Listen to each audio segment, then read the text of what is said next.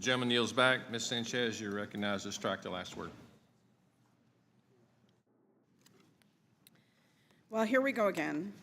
Republicans are once again choosing billionaires and big corporations over working families. This bill that we are marking up today is an insult to every hardworking American. It sends a very clear message that you'll pay more and you'll receive fewer services just so that billionaires can pocket another tax cut that they really don't need. American families, in case you haven't noticed, are struggling.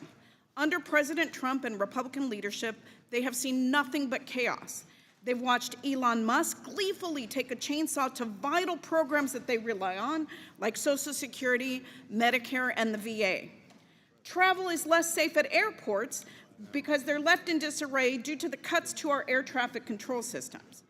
And prices for everyday necessities like food and clothing and diapers and formulas keep rising because of Trump's tariffs. Premiums for health insurance, car insurance, and housing are going up, making it harder and harder for families to make ends meet.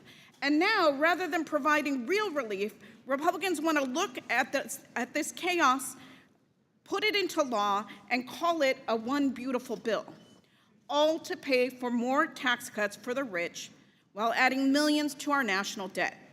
Nearly $20 trillion in debt over the next 10 years by Republicans, your own members' estimates. Not our estimates, their estimates.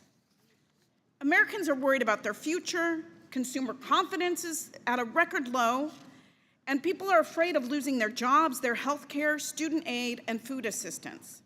And this bill today compounds that pain. 14 million people will lose health care coverage under this plan. And for what? Again, so billionaires can get even richer while we all drown in debt.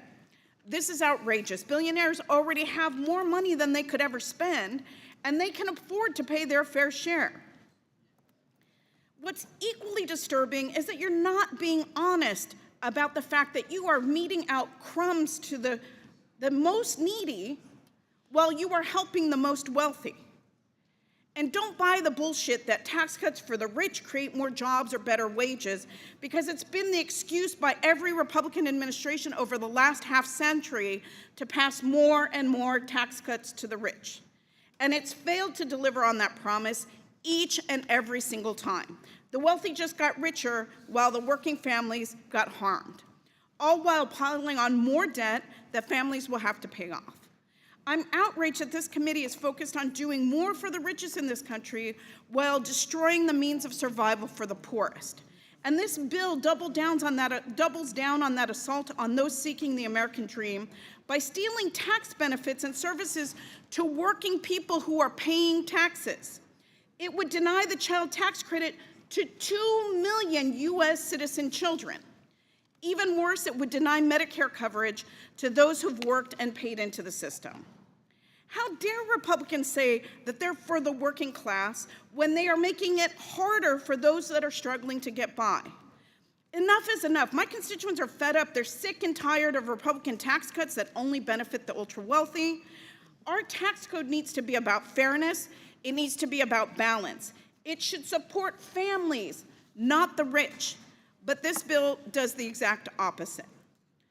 To my Republican colleagues, I say, please just stop this insanity. You have to lie about what is in this bill. Otherwise, probably your constituents would be rioting in the streets. Here's an idea. How about you think about putting your constituents first for once, rather than the people who donate to your campaigns? But I guess that's asking a little too much from people who have completely lost their moral compass.